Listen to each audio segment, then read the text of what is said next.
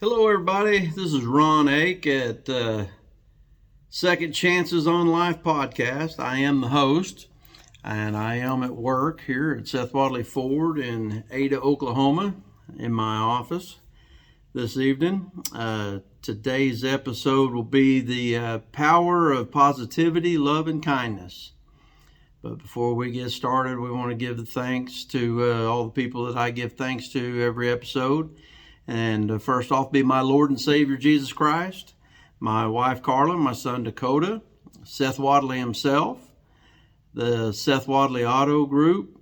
I want to thank Rob's Ranch. I want to thank all the clients, the staff, the counselors, even the cooks. The food's amazing there, everything. That place is spiritual, and it's just amazing. That's the only words that come to mind is just mind-blowing. It's amazing. It'll change a man's life, and it's changing people's lives every day. But I want to just thank all the families of all the people that support the staff members, the counselors, the clients, everybody. It takes someone special to stand behind someone that either chooses to go into this field for a living, or someone that has addiction problems and issues, and to choose to stand behind them and love them and support them. It takes a special person. I just want to give thanks to them. So that's thanks to Rob's Ranch and his staff, clients, everybody. I want to thank Pastor Justin Blankenship at Landmark Church. That place is amazing as well. And I highly suggest you going and checking it out for yourself in person in Purcell, Oklahoma on a Sunday. There's 3 services. Surely you can find one that you can make. If not, they record and they have them online and broadcast online too. But that place is amazing. It's a congregation made up of some salt of the earth people that would give you the shirt off their back, the last dollar they had, and never ask for anything in return. And it's just amazing. And Pastor Justin's teachings and preaching is just awe-inspiring. And I love the man, and he goes out to Rob's Ranch a lot and talks to the guys pretty much on a weekly basis. There's a few times he misses, and he has a family and a couple of young ones and a newborn. So I told him that I'd help fill in with him for him on some days and nights that he can't go, but he goes more nights than he does out there during the week. I believe on Monday generally, but he don't miss very many of them. But that's the people I want to thank on a regular basis. Those people's helped impact me and help me get sober and stay sober. And I just feel like I need to give them thanks. But I want to give a shout out to all the brotherhood and sisterhood of folks in this recovery world. It is a strong brotherhood and a sisterhood, and it's nice to be a part of something that really means something like that. You can go to AA meetings, most AA meetings anywhere in the world now, but especially here in Oklahoma and Oklahoma City and surrounding areas. And you can make good friends. You'll find some true salt of the earth people that their heart's in the right place, and they'll welcome you in. And if you don't get that feeling, there's plenty other places that have meetings. Keep trying. You will find one that you fit in, and you feel at home, and you feel like this is the place I need to be. So just keep trying. They're out there. But there's not just AA. There's Al-Anon. There's Celebrate Recovery. There's all kinds of different meeting places. But if you need to go to meetings, and I highly suggest that you do, especially on days you're feeling weak and tempted, you need to get to a meeting. And you need to probably drop to your knees and say your prayers and ask the Lord for strength. But we're going to get going here. We're going to start with the Lord's Prayer. We normally do. Excuse me. Sorry about the coughing. I can't help it. I say that and try to apologize for that in every episode. But anywho, we're going to say the Lord's Prayer real quick. Our Father, who art in heaven, hallowed be thy name. Your kingdom come, your will be done on earth as it is in heaven. Give us this day our daily bread. Forgive us of our trespasses, as we forgive those that trespass against us. Lead us not into temptation, but deliver us from evil. For thine is the kingdom, the power, and the glory forever and ever. Amen. That is the Lord's Prayer. And you will learn it if you go to a faith-based recovery center like I did, or like Rob's Ranch or the Hope Center for Women. You will learn the Lord's Prayer and the Serenity Prayer.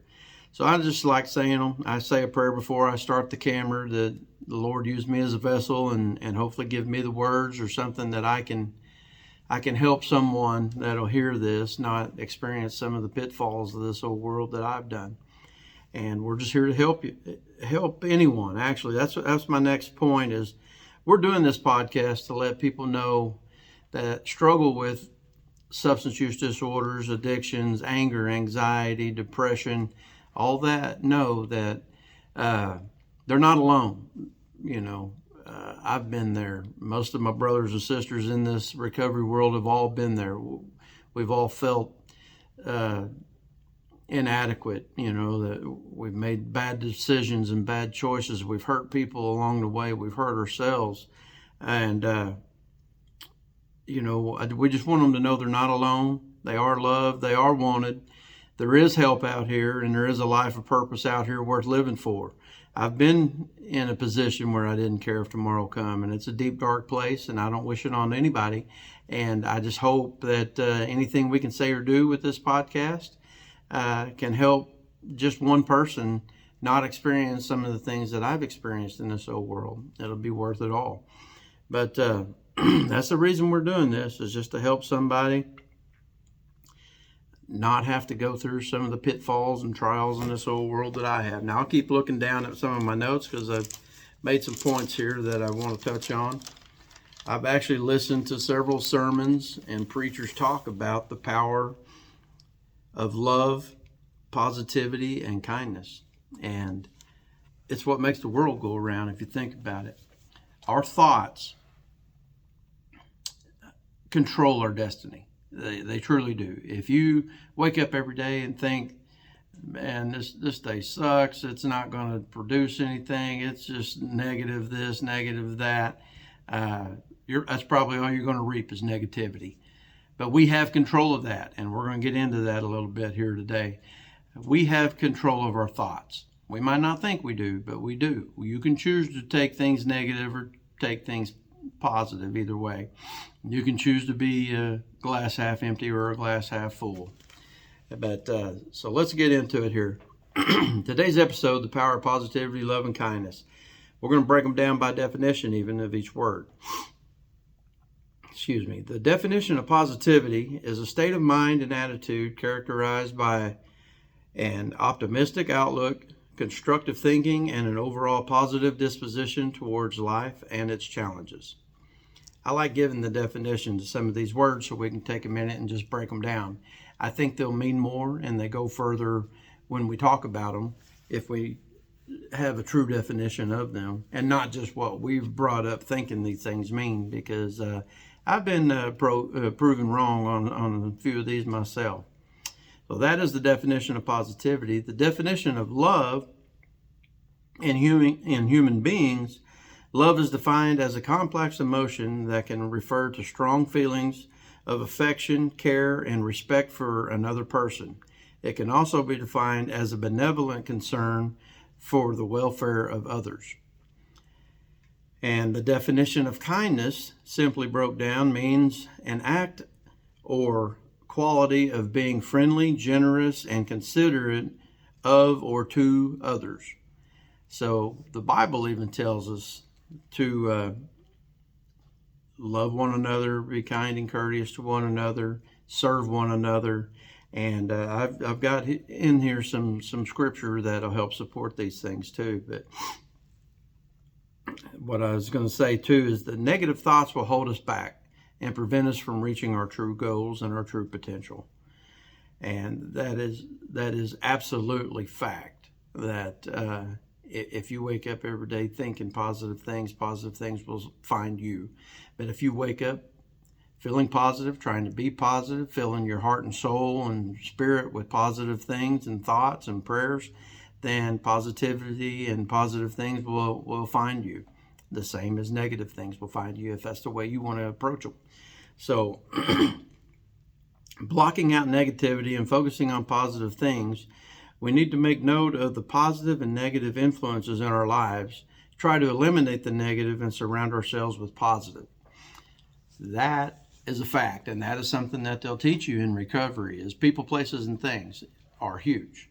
And we have to consciously stop, take inventory of not just ourselves, but everything around us. The things that are negative influences and input in our lives, whether it's people, outside people, personal relationships, family, whatever it is, we need to know what they are and stop, take a minute to address them, think about them, and know what they are.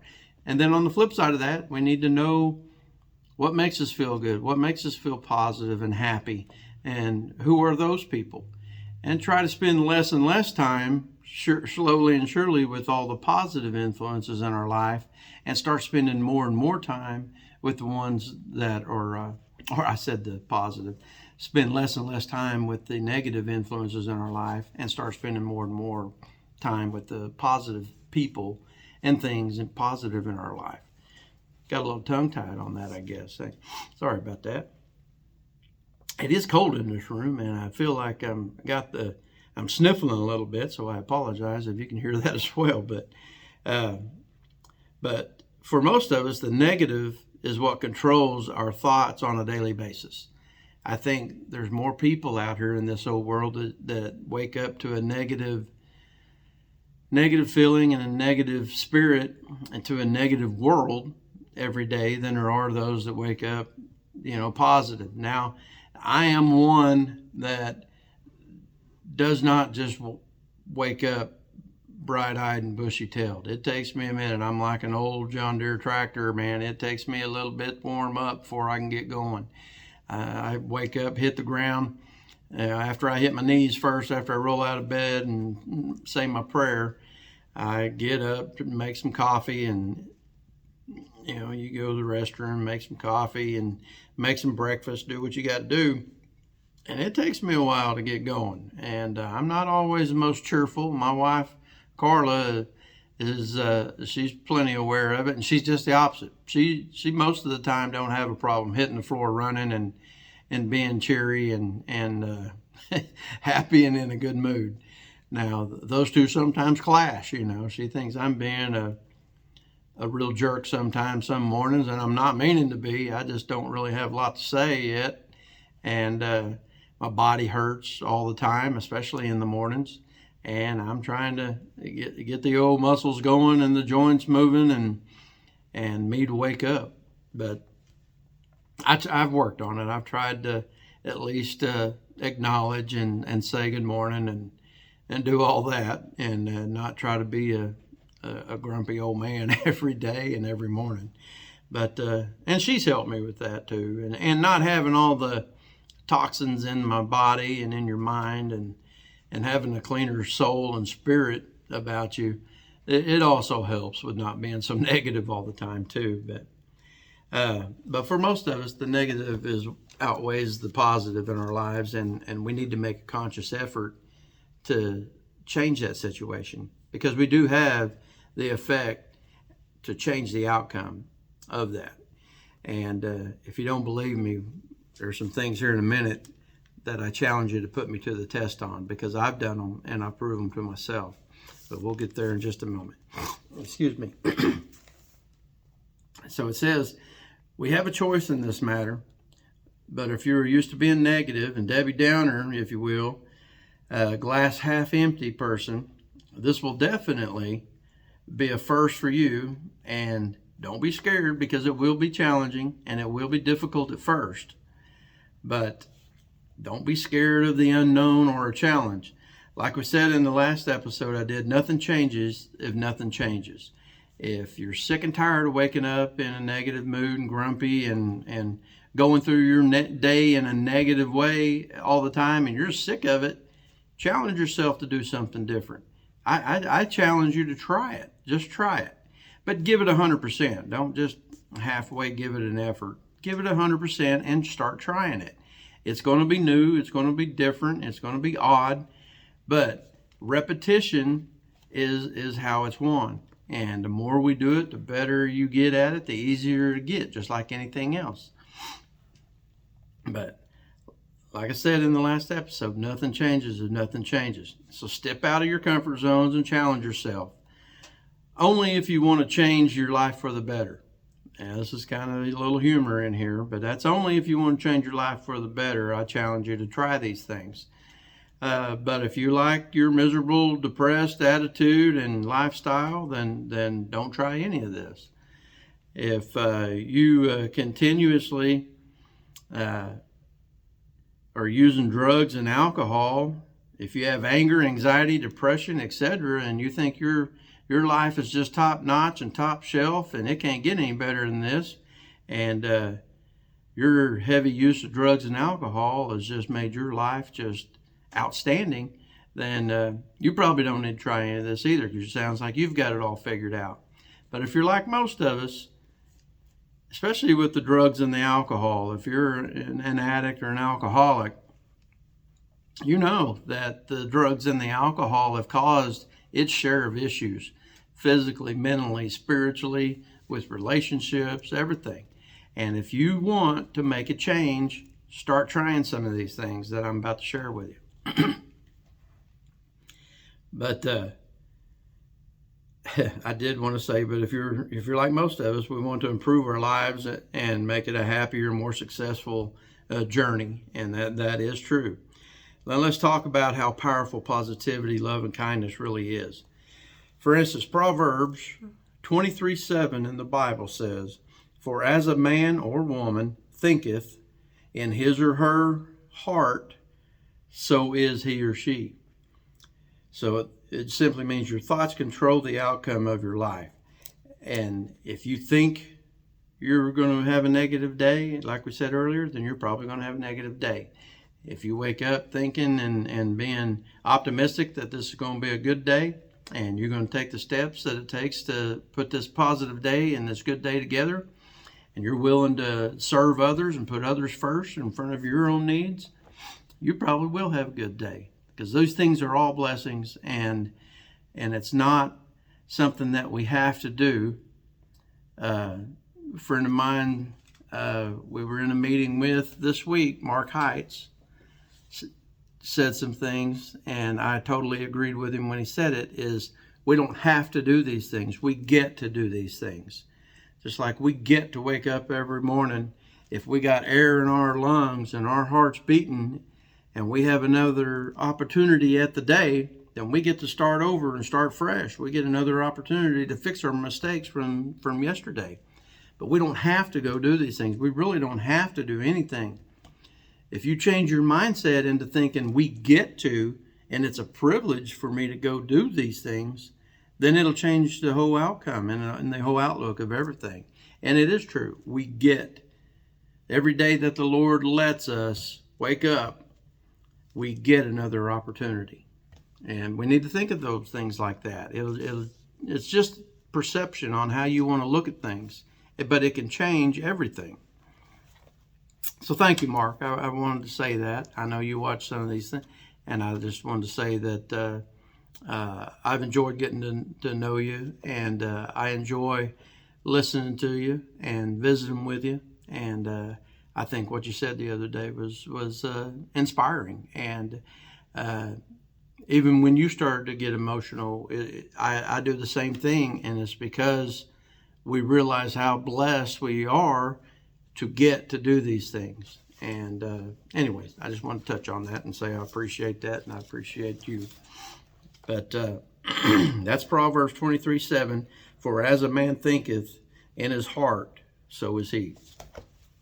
And your thoughts control the outcome of your life. That is the absolute truth of the thing.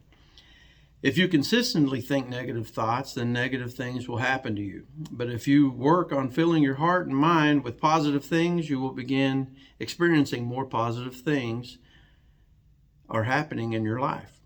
And I've done it. I really struggled waking up every day and fighting depression and anxiety and just sadness, anger.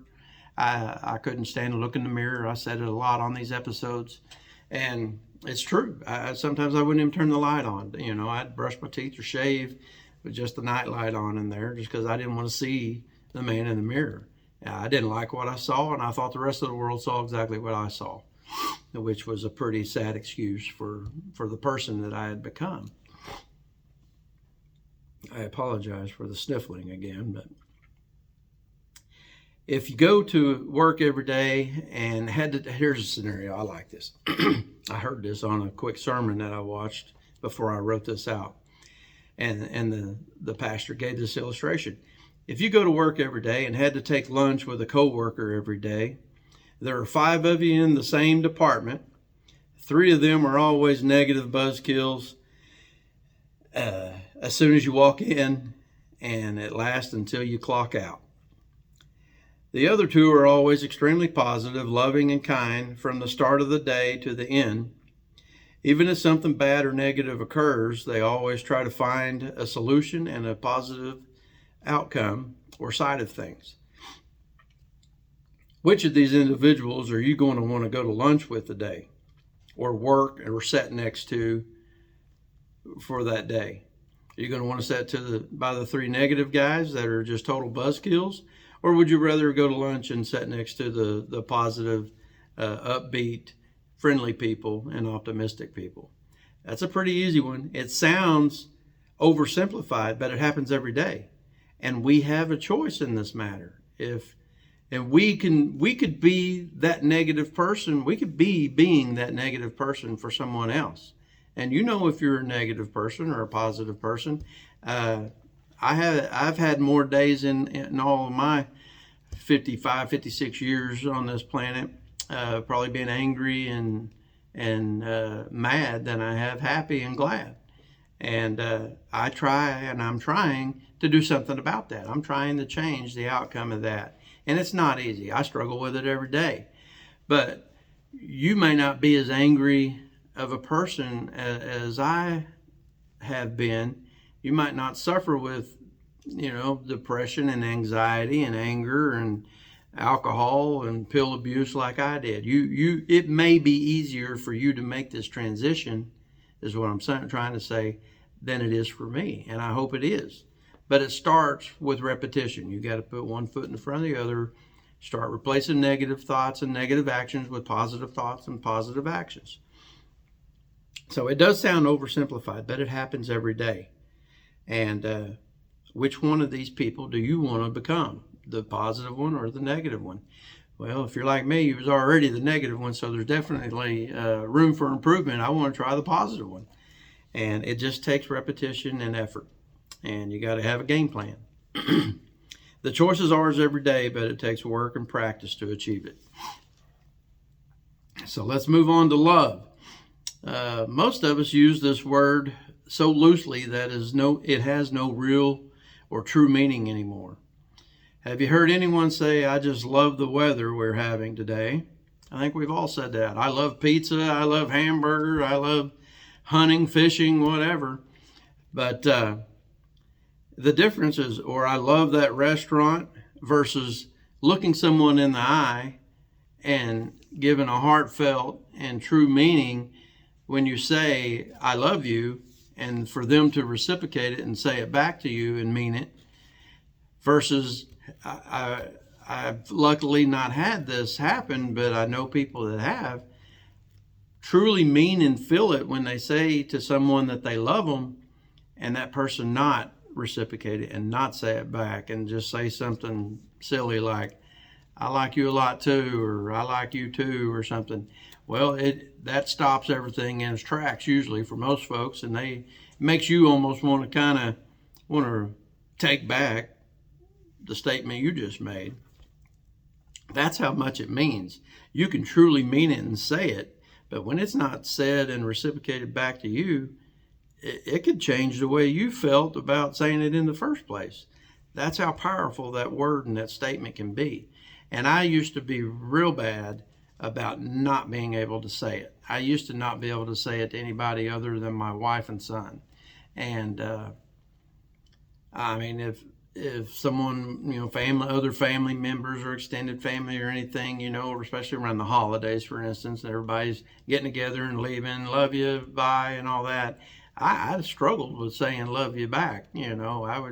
I wouldn't say I love you too or anything. I might struggle to just get out the words love you too, but I don't have that problem anymore. I don't have the anger and the anxiety and stress as bad as I used to. I still struggle with them every day. I still have them, just not as bad as it used to. But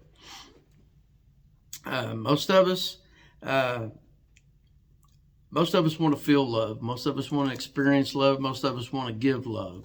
And so the difference is it kind of shoots a hole in the whole meaning when you tell someone you love them and they don't convey that back. But yeah, it's an awkward experience, I'm sure, at least, and it would be a painful experience. I mean, I don't know that if it happened to me that I might show a lot of emotion right there at the moment, but as soon as I got alone or something and thought about it, it would be a painful experience, and I hate it for people that's experienced that, and I'm sorry for you for that. But having true love for another human is a powerful thing and cannot be faked effectively. A lot of people say fake it till you make it. You can do that on a lot of things, but true love, I don't think, is one that you can fake it till you make it. It's either there or it's not. It's either a smoke show or it's a real deal, in my opinion. I don't think you can, pardon the French, I don't think you can half-ass that. I think it's either real or it's not, and most of us want the real thing. So I got some scriptures here that talks about love. For instance, 1 Corinthians 16:14 says, "Let all that you do be in love." And that's right out of the Bible, 1 Corinthians 16:14. Let all that you do be in love. 1 Corinthians 12:25 says, "Love and care for one another." John 13:34 says, "As I have loved you, so you must love one another."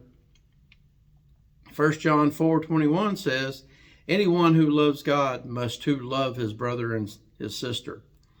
Romans 12:10 says, "Love one another with brotherly affection."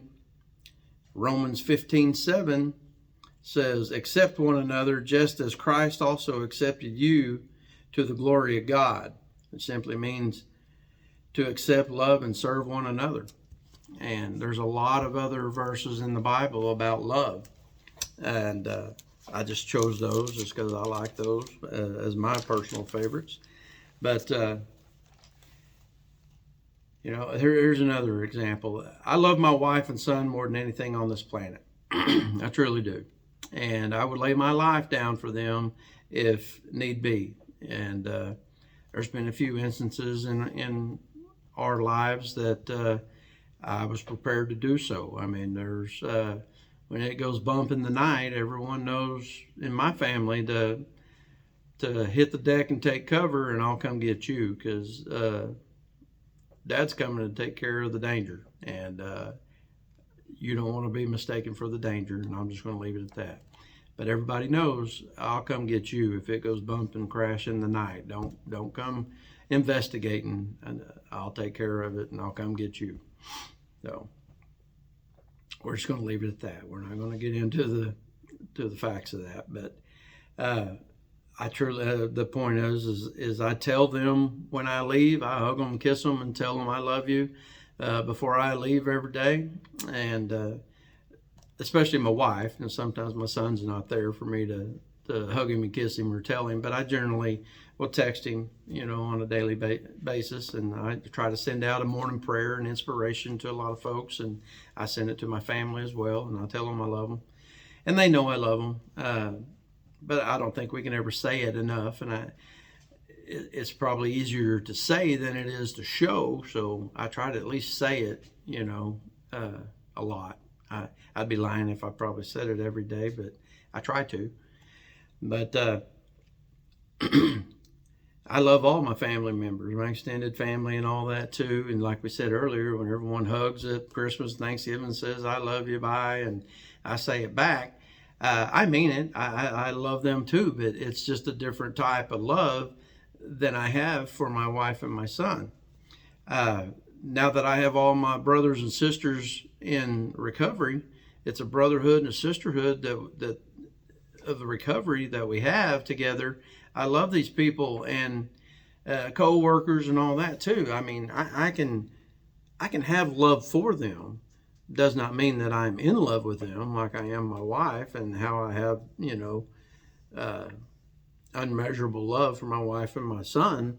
That's not the same type deal. But I can go to chapel, I can go to a meeting, and I can run into friends, and when we leave, we'll hug or shake hands or whatever, and say, "Love your brother, love your sister," or whatever. And I mean it when I say it, but it is just not the same.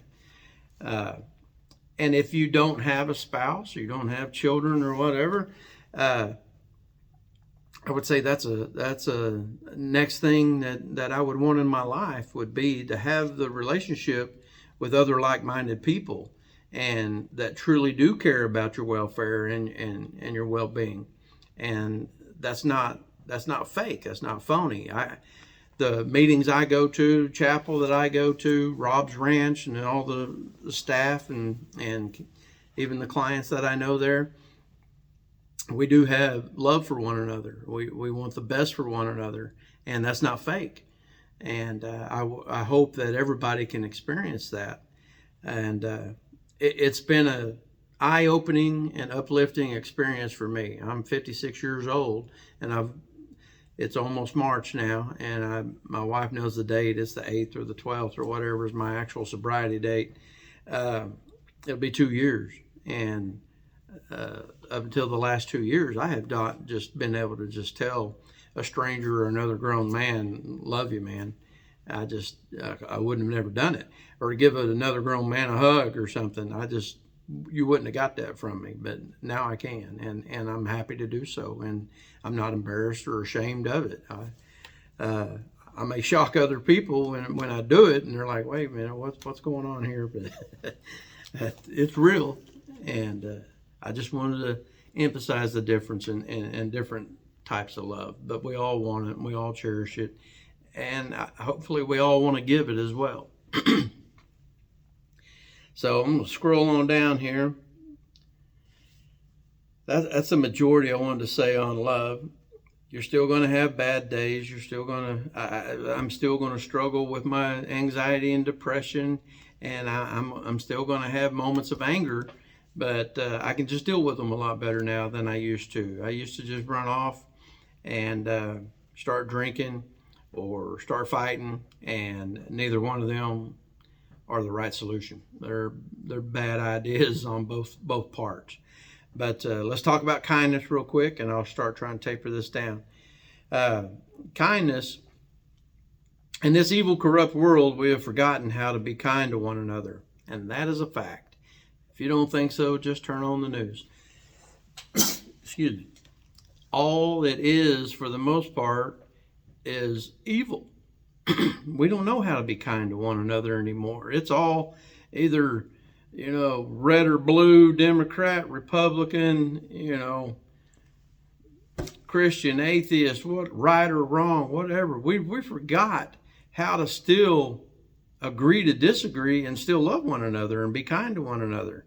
It's not that hard. There was a time not too long ago that you could fill half the room with Democrats, half the room with Republicans, and we could talk and hash things out. We're not going to agree on everything, but there are some things that we could find agreement on. Now, we can't even do that. It's either your way or my way. There is no middle way, and it's just sad. This old country has not gotten better or stronger over the years. All we've done is more division and more anger, more rudeness. And we simply have forgotten how to be kind to one another and respectful to one another. And I hope we can change that. I want to challenge you with some things here to just try me on. And but being kind is one of the freest, easiest acts that you can do for another human being. Yet we don't We don't exercise it and we don't use it very often. But it's super powerful. It can change someone's day. It can change the outcome and outlook of your day by being kind to someone. So we don't have to love people to simply show them kindness.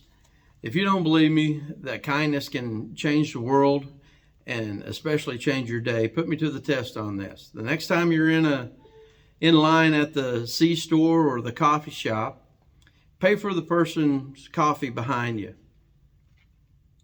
And then turn and tell them, hope you have a great day or a blessed day. I've been saying to most people nowadays, have a blessed day, and I don't have a problem saying that. And I mean it when I say it. But I used to couldn't. I used to couldn't tell people that.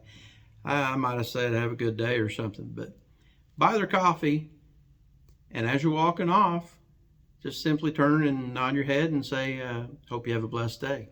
Or hope you have a good day if you can't say blessed day. And just watch the smile come over their face and the light come on. It's amazing. I've done it. I've done it a lot. And if you go out to eat somewhere and your server does a good job, and even on cases if they don't do a good job, they can have bad days too, leave a overly handsome tip. You know, if I've done this before, I don't have the funds anymore to do it like I have had in the past. I hope one day that can change soon. But say our meal was, $40, $50, I'd throw $100 down and walk off. And it just, when the waiter or waitress asks you, do you need your change? And you say no, that's for you. You see the light come on and the smile come on and the gratitude that they have for that.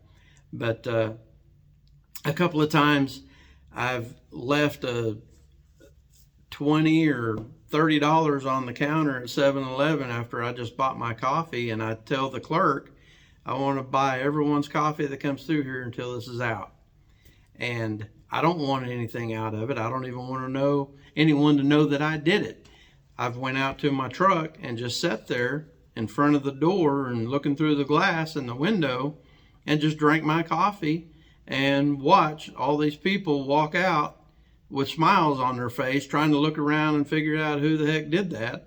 And I never tell them it was me. I just get something out of it. It makes me feel good, and it just starts my day off right. And there's been a few people that figured out it was me and came over to me and said that was some of the kindest, most generous things anyone's done for me in a long, long time, and it's made my day. And all I tell them was, well, I appreciate you feeling that way and coming and telling me about it. If you have the ability to pass it on, just pass it on. How good would this world be if we could all do that and just pass on the love and kindness and respect to one another? It would change everything. But we don't. And but we can start by putting good habits in. A little love, a little kindness will change the world. But that was my examples of just putting me to the test on the coffee, or if you have a waiter or service. It's as easy too as simply holding the door or the elevator open for someone. If you have a place of business and there's an elevator and you see other people coming, I've been on both ends of this, where I've been the person trying to get there before the door shuts and there's only one person on there. It's not even full. The person make eye contact with me and hit the button to close the door. Like, what a jerk, what's that all about? You couldn't put your hand out there and stop it, or you couldn't hit the hold button. And I've been on the flip side of that, to where, they see me coming and they'll hold the door open or the elevator open. And how much different does that make you feel? And it was nothing for them to do. It's just a simple, kind gesture. I don't know why that's so difficult for some of us to do sometimes. But I've been in places like New York City where I held the door open for someone and they looked at me like, I don't know you anything. Why are you holding the door open for me? And that was just an odd thing. But we're lucky enough here in Oklahoma to have just overall kinder people and nicer people overall, I guess, that appreciate little things like that. But Most people with a simple gesture of kindness will light up and try to at least thank you for it or reciprocate that back to you. On occasion, you'll have a rude one like I experienced in New York, or I've held the door open for people right here too in Oklahoma, and they don't even look at you, acknowledge, say anything to you, or they'll be talking on the phone or whatever.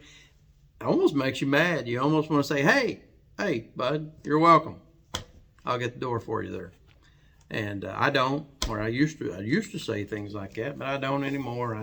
They could be having a bad day now, and I ain't going to hurt me to hold the door open for someone and them not to acknowledge me. But I do appreciate it when someone does, and I think most people are that way.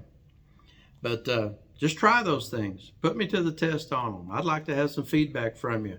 Our email address is secondchancesonlifepodcast@gmail.com.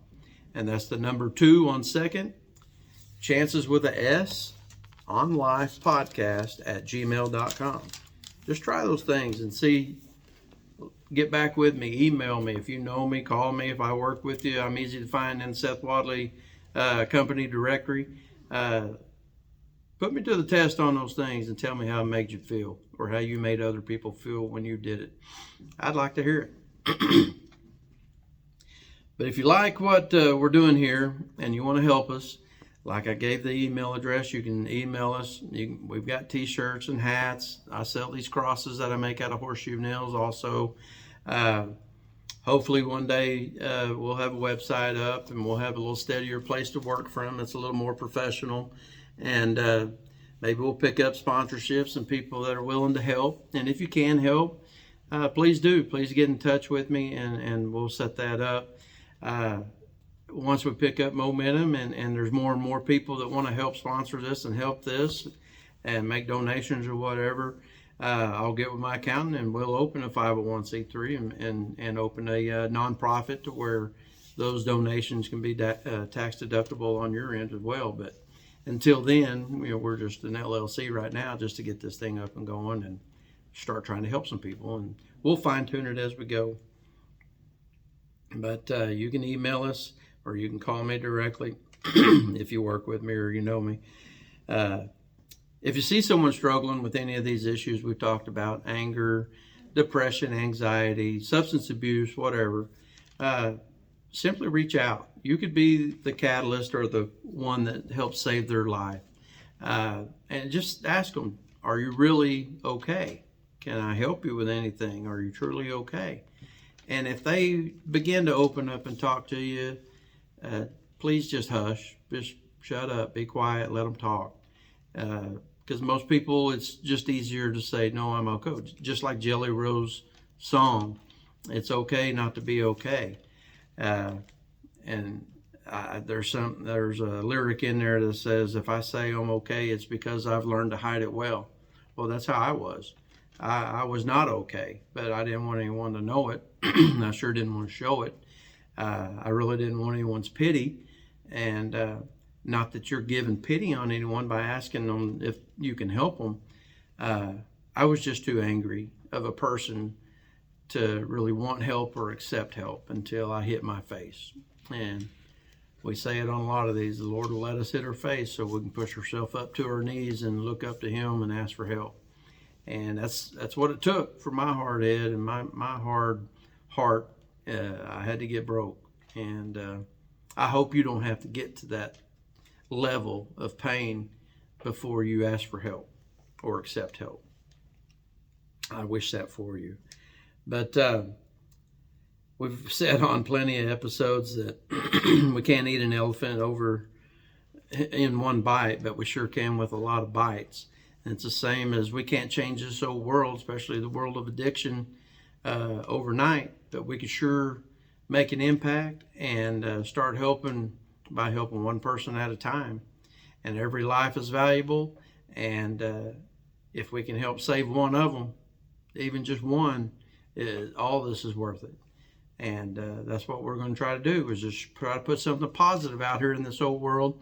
If you're making a drive or a commute to work and you just don't want to put on the news or the radio and hear all the negativity, put one of these podcasts on and hopefully it'll cheer you up. I know I can't cut up and joke and laugh a lot like I'd like to, and like my personality normally is. But these are very serious subjects, and they are killing people every day. And I know people firsthand, friends of mine, that are struggling with it. That struggle with staying sober and sobriety and contemplating suicide and all this. It's a very serious issue, and but we just want to put something positive out here. If you want to give a response or anything, and you want to give a negative one, we probably won't pay it no mind. But if you have anything positive to contribute or to say, or to try to help us with this, please do. It'll all be appreciated. But my friend Joe Pello, he just had a big milestone anniversary for his sobriety, and I forget how many years it is. I want to say it was 17. Forgive me, Joe, if that's wrong. But I just talked to a good friend of mine, Mark Anthony, and he had spoke with you, and we both love and respect you and what you've been able to accomplish with your sober living houses. And we just wanted to tell you congratulations on this big milestone of sobriety and all you've been able to achieve and accomplish, and all the people you've been able to help. It means a lot. It's very respectful, man. And I hope to help people in my way someday, somehow. So just wanted to say that. But his saying is, put your shoes or boots under your bed and make your bed every day. If you can't do anything right, at least you can make your bed. And when you're done making your bed and you get on your knees and get them shoes or boots out from under that bed, you might as well go ahead and cross your hands and bow your head and thank the Lord for the day and ask him to keep you sober another day. And the whole point of that is to get to the Lord before the world has a chance to get to you. And that is some of the more solid advice I think I could give anybody. And it works. I do it. I don't necessarily put my shoes under my bed because I try to kick them off at the back door, but I've got a ceiling fan above me and a side fan next to me. And I roll over out of bed on my knees, turn the fan off, and I bow my head and pray. I try to do it every morning to start my day. And I've changed the way I pray over the years. I'm not as selfish in my prayers as I used to be. I thank the Lord for the day. I ask him to help keep me sober another day. Use me as a vessel to help others. Thank you for my family. Please keep us safe, guide us and protect us. And use me as a vessel to help others, and show me your will and give me the strength and the ability to carry through. And that's pretty much my prayer of the day. But here's what I want to try to wrap up with. About done here, sorry. I've heard Billy and Franklin Graham say this prayer for years on the TVs and at rallies and all that, and it's the Christian's prayer. And if you want to know that you're a Christian, and if you died tonight and took your last breath, that you're going to spend eternity in heaven, and you want to know that to be fact and know that to be true, I'm going to read this slowly and just repeat after me. If you want to know this, it's the Christian's prayer. And it goes like this. God, I'm a sinner. I'm sorry for my sins. I ask you to forgive me of my sins. I believe Jesus is your son. I believe he was tortured and killed on that cross, and his blood was shed to pay the debt of my sins in full. And on the third day, he rose from the grave to defeat death and sin, so that I may have a pathway to spend eternity in heaven. I invite you into my heart. I will trust and follow you as my Lord and Savior from this day on. Amen. If you can repeat that and say that and mean it and believe it's true in your heart, then you too will spend eternity in heaven. And you want to take the first steps and the first stance of living a more godly, Jesus-like life, and you want to clean your act up and try to be the best product of you that you can be. And it's not easy, but it's one day at a time, just like we've talked about. And just trying to better yourself and serve others. It's just a way better life to live than a selfish life or angry, grumpy, anxiety-filled, depressed-filled life. It's just way better way. So we're going to end with a serenity prayer here. Repeat this after me if you want to learn it. God, grant me the serenity to accept the things I cannot change, the courage to change the things I can, and the wisdom to know the difference. Amen. So that is the serenity prayer. We started with the Lord's Prayer, and we've said the Christian's Prayer. Excuse me. So remember, just focus one day at a time, guys. Don't try to worry about next week, next month, next year. Don't worry about that. It's overwhelming, especially if you're new to sobriety. But I've almost got 2 years under my belt, and some days are tougher than others. And I've been tempted myself. It's not even that I crave the taste of alcohol or that I want to take any pills like I used to take. I've just had bad habits of, if I have a bad day or if I get angry or anxious, depressed, whatever, I just want to take the pain away and get numb and escape. And that's what I used it for mostly. I didn't really like getting drunk. People think I'm lying when I say that. I don't think anybody likes getting sloppy drunk and waking up with hangovers and feeling like crap the next day, spending all the money and all that.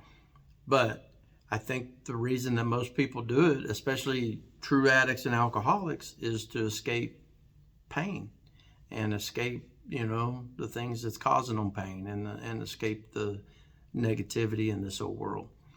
And just for a little bit, if it's for a few minutes or a few hours, and you can just get some relief and not have to think about all the pain and the negativity, it makes you feel like that's why you do it. Well, there is a better way. And once you get all them toxins out of your mind, your heart, and your spirit, and you got a clean soul and a clean and clear mind to work with, life's a lot better. And once you figure out that serving others is more important than serving yourself, it's way better to give than to receive.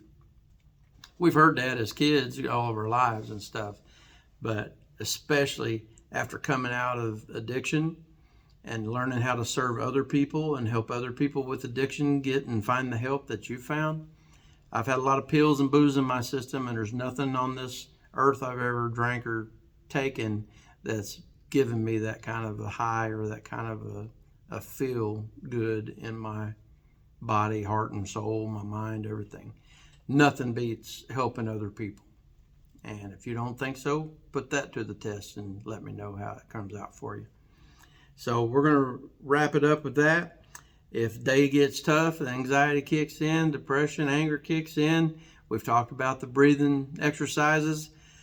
Breathe in through your nose, long and slow, and exhale through your mouth, long and slow. Do that 3 times with your eyes closed. And when you open your eyes after the third one, odds are you'll be a little bit calmer. Your heart rate will be a little lower. And if you need to, stand up and look straight down at your feet and stare at your feet. And realize that you are where your feet are. The Lord has you where you are for a reason. He don't make mistakes, and He's never going to give us more than we can handle. So look down at them feet. Say that little saying to yourself, the Lord has me where I am for a reason. So this must not be a mistake. So let's try to make the best of it. Let's try to find out what I'm supposed to be doing and how I can help others.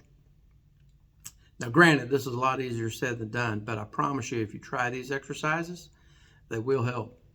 If all else fails and that don't work and you're still volcano ready to erupt like I used to be, and go to your car, go for a walk, go to the bathroom, whatever you need to do to be by yourself and just say a prayer.